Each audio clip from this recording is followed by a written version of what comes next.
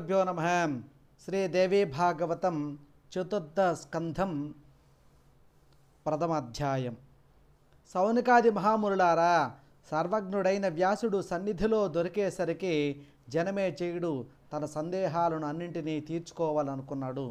ఒక్కసారిగా చాలా ప్రశ్నలు గుప్పించాడు. వ్యాస మహర్షి, నువ్వు సర్వజ్ఞుడివి, వంశ చరిత్రలు అన్నీ తెలిసిన వాడివి, మా వంశాన్ని నిలబెట్టిన వాడివి కనుక అడుగుతున్నాను, దయచేసి నా సందేహాలు తీర్చు. సూరసేన సుతుడైన వసుదేవుడికి శ్రీహరి పుత్రుడిగా జన్మించాడని కథ విన్నాను. దేవకి వసుదేవులను కంసుడు కారాగారంలో బంధించాడని, వారికి పుట్టిన 6 బిడ్డలను సంహరించాడని, అష్టమ గర్భంగా శ్రీహరి కారాగారంలోనే జన్మించాడని, అటుపైనే గోకులానికి చేరాడని, అంతటి కుమారుడున్న దేవకి వసుదేవులకు కారావాసం తప్పలేదని విన్నాను. ఇలా ఎందుకు జరిగింది? ఈ దంపతుల పూర్వజన్మ సుకృతము దుష్కృతమా ఇదే? వీరికి ఒక ఆడపిల్ల పుట్టిందని, ఆ పసిబిడ్డను కంసుడు నేలకు విసిరి కొడితే ఆకాశంలోకి ఎగిరి అష్టభుజిగా మారిందని విన్నాను. నిజమేనా? ఈ పసిబాల ఎవరు? శ్రీకృష్ణుని గృహస్థ జీవితం ఎలా సాగింది? అతడికి చాలామంది భార్యలు ఉండేవారని తెలిసింది. అతడి దేహత్యాగానికి సంబంధించిన కొన్ని కింవదంతులు వ్యాప్తిలో ఉన్నట్టున్నాయి. వాటికేమీ కానీ అసలు ఏమి జరిగిందో తెలిసిన వాడవు నువ్వు, ఆ సత్యం నాకు ఎరుకపరచు. బదరికాశ్రమంలో తపస్సు చేసుకునే నరనారాయణులే ఇంద్రోపేంద్రులని, వారే కృష్ణార్జులని నారదాది మహర్షులు చెబుతుంటారు. ఇది ఎలా సాధ్యమయ్యింది? శాంతంగా తపస్సు చేసుకునే మహర్షులు క్షత్రియులుగా ఎందుకు జన్మించారు? దీనికి ఏదైనా శాప కారణం ఉందా? ఒక బ్రాహ్మణుడి శాపం వల్ల యాదవ వంశం నశించిందని, గాంధారీ శాపం వల్ల కృష్ణుడి వశం అంతరించిందని అంటారు. నిజమేనా?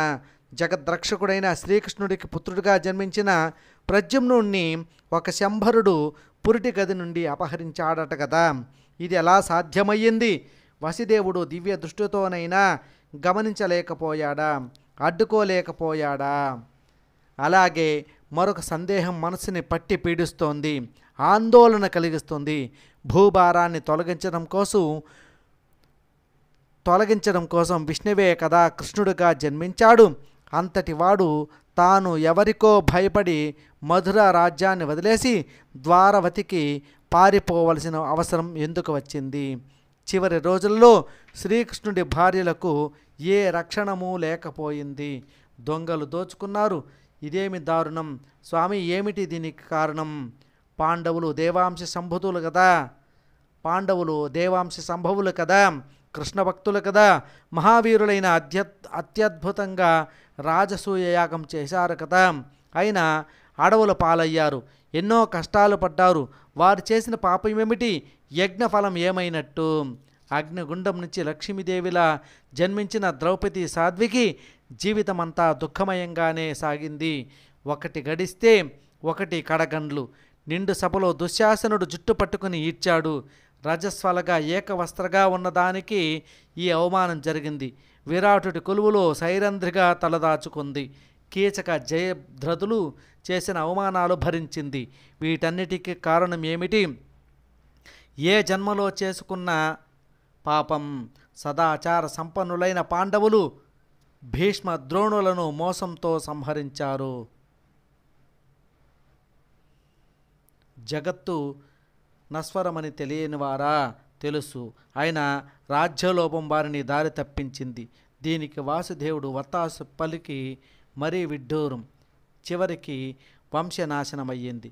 ఎవరు ఏమి బాముకున్నారు కనుక రాజ్యలోభంతో యుద్ధాలు చేసి యోధులను చంపి ఆ నెత్తురు కూడు తింటూ అదే వైభోగం అనుకునే కన్నా భిక్షాటనమో శిల్పాటనమో ఉత్తమోత్తమం. విచ్ఛిన్నం కాబోతున్న మా వంశాన్ని ఒకప్పుడు నువ్వు స్వయంగా కాపాడావు. దేవర న్యాయంగా గోలకులను పుట్టించావు. అచిరకాలంలోనే అది నీ కళ్ళ ఎదుటనే క్షీణించి ఈ దశకు వచ్చింది. ఒంటి ఊపిరితో మిగిలింది. నా తండ్రి పరీక్షిత్తు ఒక తపస్విని అవమానించడం అనేది చాలా అనూహ్యమైన సంఘటన. ఏ క్షత్రియుడు చెయ్యని ఈ ఘోరాన్ని మా తండ్రి ఎందుకు చేశాడు, ఎలా చేశాడు, నాకేమి అర్థం కావడం లేదు మహానుభావ. ఇలాంటి సందేహాలు నన్ను తొలిచేస్తున్నాయి. వివరంగా చెప్పి నా మనస్సును కుదుటపరచు. వ్యాసుడు చేసిన కర్మ ప్రబోధం. జనమేజయ, ఏమి చెప్పమంటావు? అన్నింటికీ ఏకైక కారణం కర్మ. దాని గతి విలాసాలు తెలుసుకోవడం దేవతలకే సాధ్యం కాదు, ఇంకా మానవుల సంగతి చెప్పాలా? రాజీ త్రిగుణాత్మకమైన జగత్తులో దేని పుట్టుక అయినా కర్మానుసారమే జరుగుతుంది అనడంలో సందేహం లేదు. జీవులు అనాది నిధనులు, కర్మ బీజ సముద్భవులు, రకరకాల జన్మలు ఎత్తుతున్నారు, పుడుతున్నారు, గిడుతున్నారు. ఇదంతా కర్మానుసారమే జరుగుతోంది. కర్మరహితంగా దేహ సంయోగం ఉండదు. శుభ అశుభ మిశ్ర రూపంగా కర్మలు 3 విధాలు. వీటిని పుణ్యకర్మలు, పాపకర్మలు, పాప పుణ్య సమ్మిశ్రిత కర్మలు అని కూడా అంటారు. జనమేజయ, ప్రతి జీవికి సంచిత కర్మ పూర్వజన్మలో సంపాదించుకున్నది, ప్రారబ్ధ కర్మ వర్తమానంలో సంపాదించుకున్నది, అగామి కర్మ రాబోయే కాలానికి చెందినది అని 3 కర్మలు తప్పక ఉంటాయి.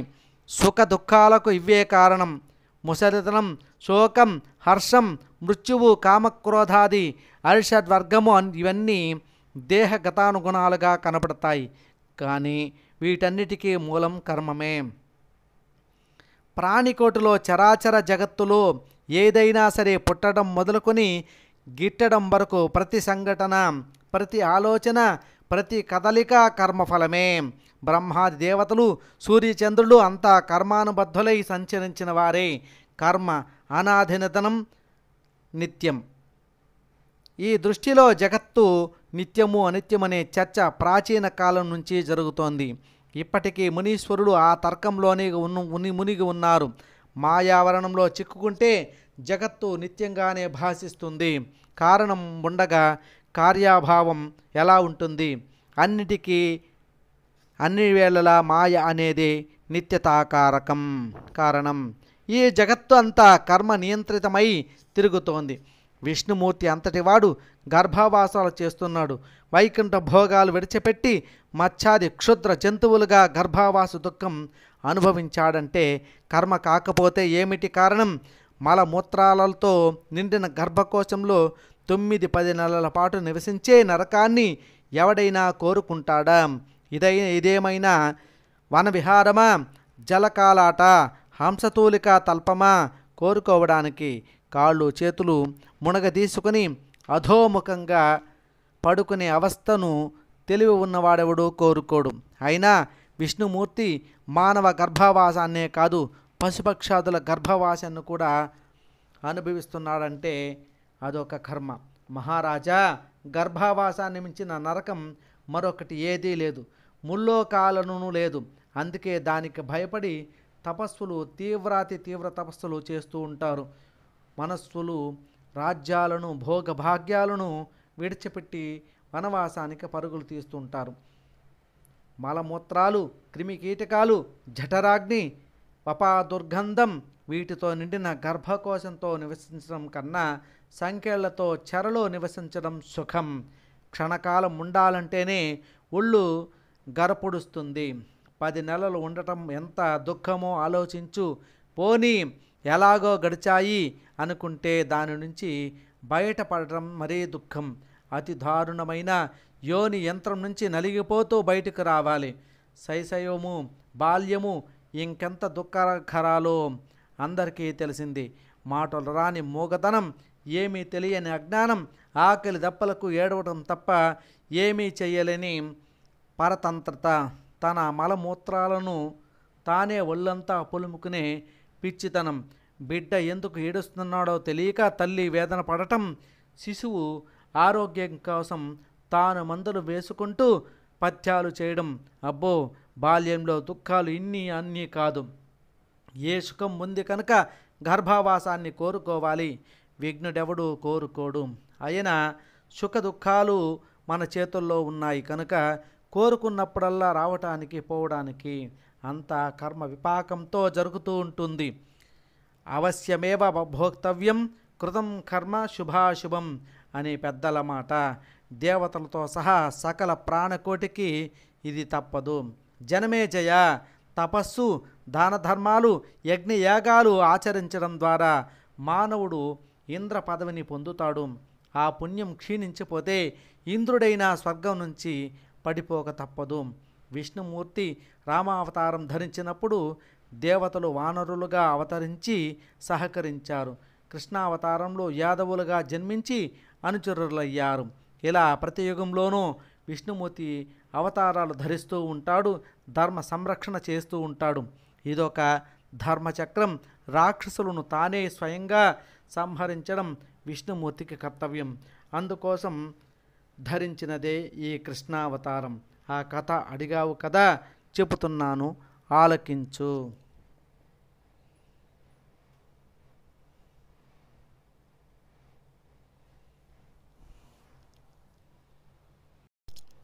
దేవకి వసుదేవుల జన్మ వృత్తాంతం. ఒకప్పుడు కశ్యపుడు అంటే బ్రహ్మదేవుని మనమడు యజ్ఞం చేస్తూ వరుణుడి గోవును అపహరించి తెచ్చాడు. అతడు వచ్చి ఎంత బతిమాలినా తిరిగి ఇవ్వలేదు. దానితో వరుణుడికి కోపం వచ్చింది. మానవ జన్మ ఎత్తి భూలోకంలో గోపాలుడుగా జీవించమని శపించాడు. నీ భార్యనిద్దరూ నీతో పాటే మానవ జన్మలు ధరిస్తారు. ఆవుకి దూరమై మా దూడలు విలిపిస్తున్నాయి, అలాగే నీ భార్యలు పుత్రశోకంతో విలపిస్తారు అని వరుణుడు శపించి రుసరుసలాడుతూ వెళ్ళి విషయమంతా బ్రహ్మదేవుడికి విన్నవించాడు.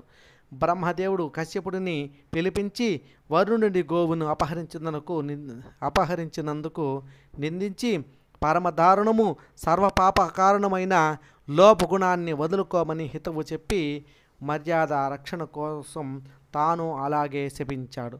భార్యలిద్దరితోనూ భూలోకంలో అంశావతారంగా జన్మించి యదువంశంలో గోపాలుడుగా జీవించమన్నాడు. అలాగే కశ్యపుడు వసుదేవుడుగా, అతడి భార్య అతిథి దేవకిగా, మరొక భార్య సురణ రోహిణిగా దేవిగా జన్మించారు. కశ్యపుడి భార్యలలో దితి ఆదిత్యుద్దరు మధ్య సవతి పోరు ఎప్పుడూ సాగుతూ ఉండేది.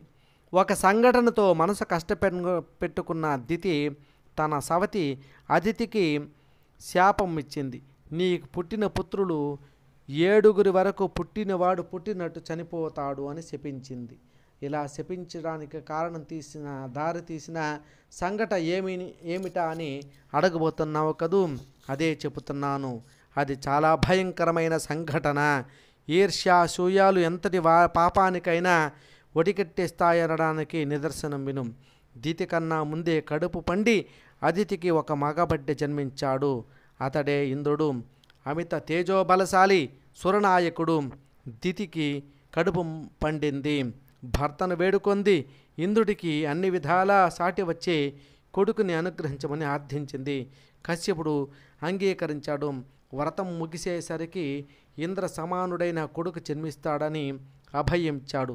ఆమె గర్భంలో తన వీర్యాన్ని నిషిక్తం చేశాడు. గర్భిణిగా ఉన్నప్పటికీ నేల మీద పడుకోవటం, శుచిని పాటించడం మొదలైన వ్రత నియమాలను నిష్ఠతో ఆచరించే దితి నెలలు నిండుతున్న కొద్దీ ఆమెలో ఒక తేజస్సు అతిశయిస్తూ వచ్చింది. అది గమనించిన అదితికి అసూయ కలిగింది. తన కొడుకుతో సాటి వచ్చే కొడుకు తన సవతికి జన్మించబోతున్నాడనే వాస్తవాన్ని జీర్ణించుకోలేకపోయింది. ఒకరోజున ఇంద్రుడిని పిలిచి దుర్బోధ చేసింది. గర్భస్థ శిశువుగా ఉన్నప్పుడే శత్రువుని సంహరించి ఉత్పత్తిని అడ్డుకునే సుఖపడమని ఉపదేశించింది. పుట్టి పెరిగి బలపడ్డాక కష్టపడి సంహరించిన కన్నా ఇది తేలిక పని కదా, ఆలోచించమంది. శత్రువు అంకురించాడు అంటే క్షయరోగంలా వృద్ధి పొందుతాడు, వ్యాపిస్తాడు. తెలుసుకో, అప్పుడు అదుపు చేయడం అసంభవం.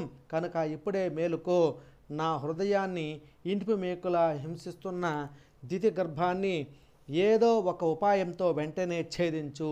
నాకు మనశ్శాంతిని ప్రసాదించు. కన్న తల్లి ప్రభోతాన్ని ఆలకించాడు ఇంద్రుడు. తన అవసరాన్ని గుర్తించాడు. సరే అని బయలుదేరాడు. సవతి తల్లి దగ్గరకు వెళ్ళాడు. సవనీయంగా భక్తితో పాదాభివందనం చేశాడు. అమ్మా, ఎంత నీరసంగా ఉన్నావో చూడు. అసలే వట్టి మనిషివి కావు. పైగా ఈ వ్రత నియమాలు ఒకటి చూస్తూ ఊరుకోలేక నీకేదైనా ఇంత సేవ చేద్దామనిపించింది. ఇలా వచ్చాను, చెప్పమ్మా ఏమి చేయమంటావో. నువ్వు పరమ పవిత్రతవు, పరమ పతివ్రతవు. నీ పాద సేవ చేస్తే నాకింత పుణ్యము పురుషార్థమును, గురు శుశ్రూష వల్ల ఉత్తమ గతులు లభిస్తాయి అంటారు. నిజం చెబుతున్నాను, నీకు మా పురుషార్థమును గురు శుశ్రూషల వల్ల ఉత్తమ గతులు లభిస్తాయి అంటారు. నిజం చెబుతున్నాను, నీకు మా అమ్మకు నా దృష్టిలో భేదం లేదు. ఒట్టు అంటూ పక్కనే కూర్చొని కాళ్ళు పిసకడం మొదలుపెట్టాడు. ఆ పిచ్చి తల్లి ఈ మాటలను విశ్వసించింది. బాగా నీరసపడి ఉందేమో. ఇంద్రుడు కాళ్ళ పడుతూ ఉంటే హాయిగా ఆదమరిచి నిద్రపోయింది. ఇదే అదను అనుకున్న ఆ ఇంద్రుడు యోగ విద్యాబలంతో సూక్ష్మ రూపం ధరించి దితి గర్భంలోకి ప్రవేశించాడు. తన వజ్రాయుధంతో గర్భ శిశువును 7 ముక్కలుగా ఖండించాడు. శిశువు దారుణంగా విలపిస్తుంటే ఒకవైపు ఊరడిస్తేనే 7 ముక్కలను మళ్ళీ 2 ముక్కలుగా తరిగిపోసి యువతలకు వచ్చాడు. 14 ముక్కలు 14 మంది మరుతులయ్యారు. గర్భకోశంలో జరుగుతున్న గందరగోళానికి దితి మేల్కొంది. దారుణంగా విలపించింది. తల్లి కొడుకులు చేసిన నైవంచనను గ్రహించింది. కోపావేశంతో ఇద్దరినీ శపించింది. ఇంద్రుడి త్రిలోకాధిపత్యం నశించుగాక. నా గర్భస్థ శిశువును 7 ముక్కలకు చేయించింది కనుక అదితి సంతానం పుట్టగాని 7 నశింతురుగాక. కారాగార దుఃఖం అనుభవించుగాక. పుత్రశోకంతో కృషించుగాక అని శపించింది. అప్పటికి కశ్యపుడు అక్కడికి వచ్చి మరింక శాపాలు ఇవ్వకుండా అడ్డుకున్నాడు. ప్రేమగా లాలనగా ఓదార్చాడు. కళ్యాణి, చాలు, ఇక శపించుకు, కోపాన్ని నిలువరించుకో. నీ గర్భస్థ శిశువు 14 ఖండాలు అయ్యాడు కనుక 14 మంది మరుత్తులు అవుతారు. ఇంద్రుడితో సమస్కంధులు అవుతారు. అతడికి పరమ పవిమిత్రులుగా మెలుగుతారు. 28వ ద్వాపరంలో అంశావతారంగా మానవ జన్మ ఎత్తి అదితిని శాపాన్ని అనుభవిస్తుంది. వరుణుడు కూడా మొన్న నా మీద అలిగి ఇలాంటి శాపమే ఇచ్చాడు. మీ ఇద్దరి శాపాలు మేమిద్దరము మానవ జన్మ ఎత్తుతాము. ఈ ఓదార్పు మాటలకు దితి సంతృప్తి చెందింది. ఇంకేమీ మాట్లాడకుండా దుఃఖాన్ని దిగమింగుకుంది. జనమేజయ, శాప కారణం విన్నావు కదా. కశ్యపుడు యదువంశంలో వసుదేవుడిగా జన్మించాడు. అతిథి దేవకీదేవిగా జన్మించింది. జనమేజయుడి ధర్మ సందేహం. ఈ కథ విన్న జనమేజయుడికి మతిపోయింది. ఏది ధర్మం, ఏది అధర్మం, ఎవరిని నమ్మాలి, ఎవరిని ఆదర్శంగా తీసుకోవాలి అంతా ఆగమ్య గోచరంగా కనిపించింది. మహానుభావ, మహామతి, వ్యాస మహర్షి, చాలా ఆశ్చర్యంగా ఉంది నువ్వు చెప్పిన ఈ వృత్తాంతం. ఈ సంసారమంతా ఒక పెద్ద పాపకోపం. దీని బంధాల నుంచి ఎవడూ తప్పించుకోలేడు. కశ్యపుడంతటి వాడు దిక్పాలకుడి గోవును అపహరించాడు. త్రిలోకాలకు అధిపతి అయ్యుండి అతడి కొడుకు దేవేంద్రుడు ఇంతటి జుగుప్సితం చేశాడు. గర్భంలో ప్రవేశించి పిండాన్ని ఖండఖండాలుగా చేయడం పరమ దారుణం కదూ. పైగా సేవ కోసం వచ్చానని ఒట్టివేసి మరీ చెప్పి నమ్మించి మోసం చేయడం, గర్భశోకాన్ని కలిగించడం ఎంత దారుణం. ధర్మానికి శాసకుడు, ముల్లోకాలకు రక్షకుడైన ఇంద్రుడే ఇంతటి నీచానికి ఒడిగట్టాడంటే ఇంకా ఈ ప్రపంచంలో, ఈ లోకంలో ఎవరు ఏది చేస్తే మాత్రం తప్పవుతుంది. కురుక్షేత్ర మహాసంగ్రామంలో అందరూ దారి తప్పిన వారే. భీష్ముడు, ద్రోణుడు, కృపుడు, కర్ణుడు, ధర్మరాజు అందరూ ధర్మం తప్పారు. వీరందరికీ కృష్ణుడు ప్రేరకుడు కావడం మరీ వింత. సంసారం నిస్సారమని తెలిసి మహామేధావులే వీరంతా, తెలిసిన మేధావులే వీరంతా, దేవాంశ సంభూతులే వీరంతా, ధర్మతత్పరులే వీరంతా. అందుకేనా అంత నింద్యంగా ప్రవర్తించారు. మహర్షి, వీరి కథలు విన్నాక ఇక ధర్మం పట్ల అస్థ ఎవరికి ఉంటుంది? ధర్మానికి ప్రమాణం ఏమిటి? ఇది ధర్మం అని దేనిని నిశ్చయించడం, ఎవరిని అనుసరించడం? మహాత్మా, నాకు మతిపోతోంది. ఆప్తవాక్యం ప్రమాణం అనేట్టయితే అసలు ఆప్తుడెవరు? దేహదారి ప్రతివాడు విషయాసక్తుడైతే రాగసహితుడే. రాగం వల్లనే కదా ద్వేషం పుట్టేది. ఒకరి పట్ల రాగం ఉంటుంది అంటే మరొకరి పట్ల ద్వేషం ఉన్నట్టే. తన ప్రయోజనం దెబ్బతింటే కొందరి పట్ల రాగము, కొందరి పట్ల ద్వేషము ఆవిర్భవిస్తాయి. ద్వేషం వల్ల అసత్యవచనం సంభవిస్తుంది. స్వార్థ సిద్ధి కోసం అబద్ధాలు ఆడడం తప్పనిసరి అవుతుంది. జరాసంధుని చంపడం కోసం శ్రీకృష్ణ మహావిష్ణువు అంతటి వాడు బ్రాహ్మణుడు రూపం ధరించాడు. అన్ని ధర్మాలు తెలిసి మోసం చేశాడు. ఇక ఆప్తుడు ఎవరు? ప్రమాణం ఏమిటి? యజ్ఞ సందర్భంగా అర్జునుడు ఇంతే చేశాడు. బ్రాహ్మణు రూపం వచ్చి మత్స్య యంత్రాన్ని ఛేదించడం. ఇక నా బొంద యజ్ఞం ఏమిటి? శమధమాలు లేకపోయాక ఎందుకు చేసినట్టు? పరలోక పదార్థం కోసమా? కీర్తి కోసమా? మరింకా దేనికోసమైనానా? ధర్మానికి 4 పాదాలని వేదం చెబుతోంది. వాటిలో సత్యం మొదటిది, శౌచం రెండవది, దయ మూడవది, దానం నాలుగవది. ఇవి లేకపోయినా ఇక ధర్మం ఎలా నిలుస్తుంది? ఇవే పోయాక ధర్మం ఎలా నిలుస్తుంది? ధర్మం లేకపోయాక చేసిన పని ఆశించిన ఫలితాలను ఎలా ఇస్తుంది? ఇంతటి ప్రధానమైన ధర్మం పట్ల ఎవరికి ఒక పట్టుదల కానీ, ఒక ధ్యాస కానీ, ఒక స్థిరమైన ఆసక్తి కానీ ఉన్నట్టు ఎక్కడా కనిపించడం లేదు. మోసం చేయడానికే విష్ణుమూర్తి వామనుడయ్యాడు. జగత్ప్రభువు బలి చక్రవర్తిని మోసగించాడు. బలి చక్రవర్తి సామాన్యుడా 100 యజ్ఞాలు చేశాడు. వేదాజ్ఞలను తూచా తప్పకుండా పాలించాడు. ఏనాడు ధర్మం తప్పలేదు. తన దానం అతని శీలం. సత్యవాది, జితేంద్రియుడు. అంతటి వాణ్ణి అకస్మాత్తుగా అధపాతాళానికి అనగదొక్కాడు శ్రీమన్నారాయణుడు. మహర్షి, ఇంతకీ ఇద్దరిలో ఎవరు చేయించినట్టు? బహుపురాణకర్తవు, నువ్వే చెప్పాలి మరి. అందరికందరే వ్యాసుడు.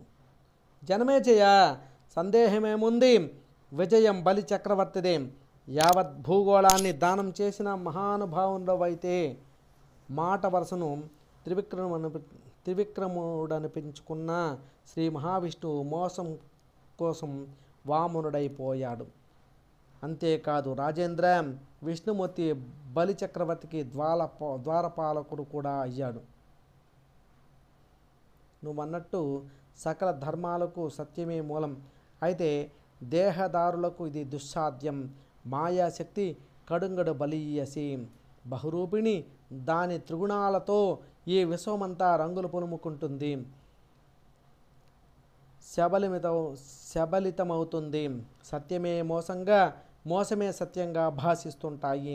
ఈ సమ్మిశ్ర స్థితికి సనాతనం ఎక్కడో ఒక వైఖానస మహర్షులు, నిస్సంగులు, నిష్ప్రతిగ్రహులు, సత్యయుక్తులు, వీతరాగులు, గతతృష్ణులు ఉన్నారంటారు. ఎవరైనా దృష్టాంతంగా చూపించడం కోసమే నిర్మించబడ్డారని నా అభిప్రాయం. వీరు తప్ప మిగతా సృష్టి అంతా త్రిగుణ సమ్మిశ్రితమే. పురాణాలు, వేదాలు, వేదాంగాలు, ధర్మశాస్త్రాలు అన్నీ సగుణుల రచనలే. సగుణం నుంచి సగుణమే ఆవిర్భవిస్తుంది తప్ప నిర్గుణం ఎలా వస్తుంది? అందుకే వీటికి ఏకవాక్యత ఉండదు. మానవ దేహం ధరించి మాయామోహితుడైన వాడికి ధర్మం పట్ల స్థిరచిత్తం ఉండదు. మనసు ఇంద్రియాల వెంట ఆసక్తమై పరుగులు తీస్తుంది. కామ క్రోధాది గుణాలతో ప్రేరితాలై రకరకాల స్పందనలు క్రీడిస్తోంది. ఇంద్రియాలు కోరుకున్నది లభించకపోతే మనిషి వెంటనే పాల్పడేది అసత్యానికి. దానికోసం వంకలు వెతుక్కుంటాడు. కామక్రోధాదులను మించిన శత్రువులు లేరు. ఇవన్నీ కలిసి మానవుణ్ణి పాపకోపంలోకి పడదోస్తాయి. వీటికి వశుడైన మనిషి మరి ఇంకా మంచి చెడ్డలను గుర్తించలేడు. ఈ పని చెయ్యదగినది, ఈ పని చెయ్యకూడదనే వివేకం కోల్పోతాడు. ఐశ్వర్యం చేకూరింది అంటే అహంకారం బలపడిందన్నమాటే. అహంకారం నుంచి మోహం వల్ల కట్టకడపటికి మరణము సంభవిస్తాయి. సంకల్ప వికల్పాలకు కేంద్రస్థానమైన మనసులో ఈర్ష్య, అసూయ, ద్వేషం, ఆశ, తృష్ణ, దైన్యం, దంభం, అధర్మం ఇత్యాదులన్నీ ఆవిర్భవిస్తాయి. వీటికి అన్నిటికీ మూలం మోహమే. ఐశ్వర్యవంతులు కొందరు అహంకారంతో ఆర్భాటంగా పెద్ద ప్రదర్శనగా యజ్ఞాలు చేస్తుంటారు, దాన ధర్మాలు నిర్వహిస్తుంటారు. ఇవి అంతశుద్ధి లేని కార్యాలు, నిష్ఫలాలు. ఏ కార్యక్రమానికైనా ద్రవ్య శుద్ధి ప్రధానం. ముందు అది చూసుకోవాలి. ఎవరికి ఏ ద్రోహం చేయకుండా న్యాయంగా సంపాదించిన ధనం ఉత్తమోత్తమం. ధర్మకార్యాలకు దీనిని వినియోగించాలి. అక్రమార్జనలతో చేస్తే విపరీత ఫలితాలు వస్తాయి. పుణ్యం రాకపోగా పాపం చుట్టుకుంటుంది. అలాగే యజమానుడికి ఋత్వికుడికి మనస్సులు నిర్మలంగా ఉండాలి. అప్పుడే యజ్ఞఫలం పరిపూర్ణంగా దక్కుతుంది. దేశకాల క్రియా ద్రవ్య కర్తృకార్యత్ర మంత్రాలు శుద్ధిగా ఉంటేనే కానీ యజ్ఞఫలం సంపూర్ణంగా లభించదు. వీటిలో ఏ శుద్ధి లోపించినా ఫలసిద్ధి వ్యతిరేకంగా ఉంటుంది. శత్రునాశనము స్వీయ వృద్ధి కోరితే స్వీయ నాశనము శత్రువృద్ధి జరుగుతాయి. జనమేజయ, మనిషి ఎప్పుడు పరాయణుడే. శుభాశుభాలను విచారించడు. ఎప్పుడు పాపమే చేస్తాడు. ప్రజాపతులు, దేవతలు, రాక్షసులు వీరంతా స్వార్థ నిరతులు, పరస్పర విరోధులు. వేదాల ప్రకారం దేవతలు సత్వగుణ సంభవులు, మానవులు రజోగుణ సంభవులు, రాక్షసులు పశుపక్షాదులు తామసగుణ సంభవాలు. గుణాలకున్నట్టే వారికి పరస్పర వైరం. అందుకే మానవుల తపస్సులను దేవతలు ఎప్పుడూ భంగపరుస్తుంటారు. అసలు మౌలికంగా ఈ సంసారమే అహంకార సంభూతమైనప్పుడు రాగద్వేషరహితుడు ఎక్కడ ఉంటాడు? అందుచేత ఓ మహారాజా, ద్రోహ చింతన లేని ధర్మాత్ముడు ఈ సృష్టిలో దొరకడు.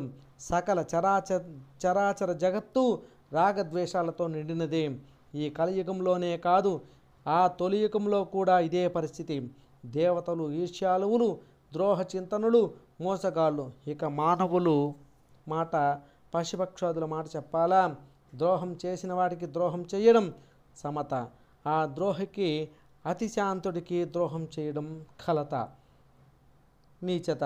ఎవడో ఒక తపస్సి శాంత చిత్తంతో జపధ్యాన పరాయణుడై ఎక్కడో ఏ అడవిలోనో ముక్కు మూసుకుని కాలం గడుపుతూ ఉంటాడు. దేవేంద్రుడు పనిబూని వాడి తపస్సును కాస్త భంగపరుస్తాడు. దీన్ని ఏమనాలి? నా నోటితో ఎందుకు చెప్పడం? సజ్జనులకు ఎప్పుడు ఎక్కడైనా సత్యయుగమే. ఆ సజ్జనులకు ఎప్పుడూ కలియుగమే. మధ్యములకు మధ్యయుగం. ఎప్పుడో ఎక్కడో యుగానికి జగానికొక్కడు సత్య ధర్మానువర్తి ఆవిర్భవిస్తాడు.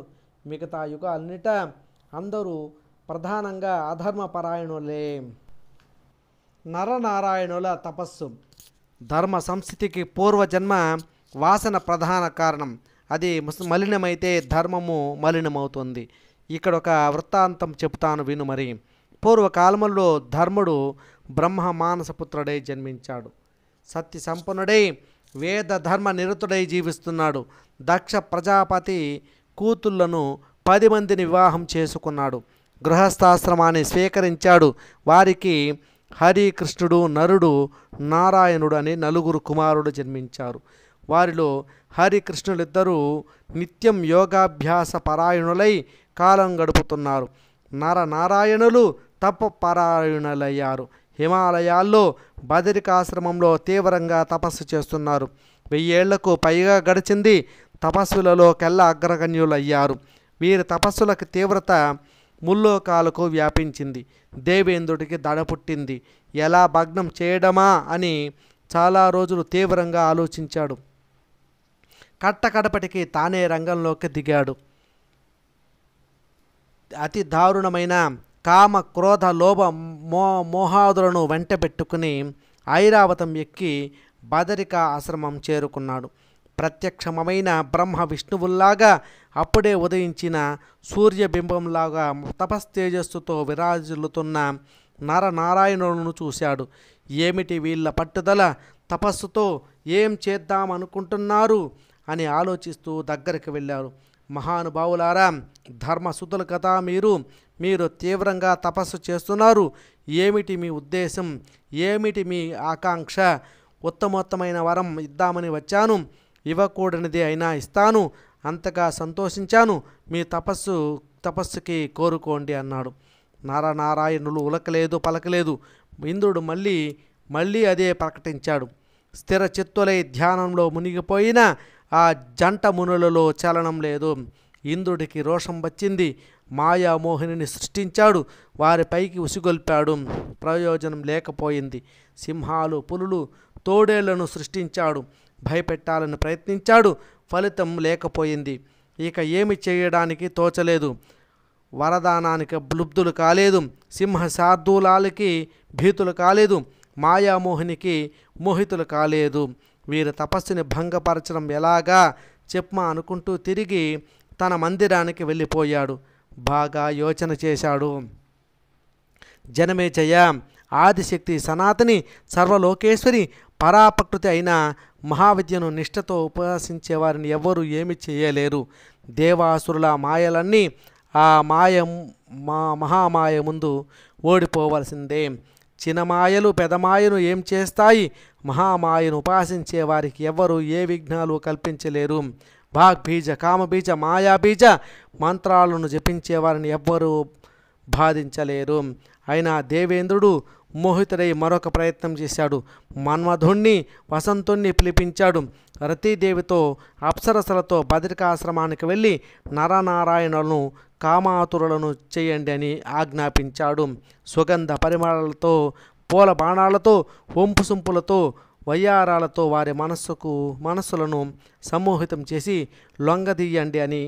ఇదే దేవకార్యం. మన్మథ, ఈ ప్రపంచంలో దేవదానవ మానవ జాతులలో నీ బాణాల తాకిడికి లొంగని వారు ఎవరు? నీ శక్తి అమోఘం. బ్రహ్మ విష్ణు మహేశ్వరులే కాదు, నీ అందానికి సాటి వచ్చే చంద్రుడు కూడా నీకు నీ పూల బాణాలకు ఓడిపోయిన వాడే. ఇక ఈ నారాయణులు ఒక లెక్క. పైగా ఇంతమంది అప్సరసులు నీ వెంట వస్తున్నారు. నిజానికి ఒక రంభ, ఒక తిలోత్తమ చాలు. అసలు నువ్వు ఒక్కడివే సరిపోతావు. అటువంటిది ఇంతమందితో కలిసి వెడుతున్నావంటే ఇక చెప్పేదేముంది? జయం మనదే. వెళ్ళిరా, కార్యం నెరవేర్చు. నువ్వు కోరినదల్లా నీకు బహుమతిగా ఇస్తాను. నేను స్వయంగా వెళ్ళి ప్రయత్నం చేశాను. ఫలితం లేకపోయింది. శ్రమ మిగిలింది. అసలు మొదటే మిమ్మల్ని పంపించి ఉండాల్సింది. అయినా ఇప్పుడు మించిపోయింది ఏమీ లేదు. వెళ్ళండి అని పంపించాడు. వెళ్ళబోతూ మన్మధుడు ఒక మాట చెప్పాడు. దేవేంద్ర, నీ ఆజ్ఞ ఇప్పుడే నెరవేరుస్తాను. ఆ నారాయణులు త్రిమూర్తుల్లో ఒకరు కానీ, ముగ్గురుని కానీ, సూర్యుని కానీ లేదా మరింకా ఏ దేవతనైనా కానీ ధ్యానం చేస్తూ ఉంటే చిటికలో వారిని మోహపరిచి తపోభంగం చేసి వస్తాను. సందేహం లేదు. అలా కాక వారు కానుక దేవీ భక్తులైతే మాత్రం నేను చెయ్యగలిగింది ఏమీ లేదు. కామరాజ మహాబీజ మంత్రాన్ని జపించే వారి మీద నా బాణాలు పనిచెయ్యవు. మన్మధుడు ఇలా చెప్పినా దేవేంద్రుడు వినిపించుకోలేదు. వెళ్ళమని తరిమాడు. ఇది దుస్సాధ్యమైన కార్యం. నువ్వే సాధించాలి, నాకు హితం చెయ్యాలి అని పంపించాడు. సరే అని మన్మధుడు బయలుదేరాడు.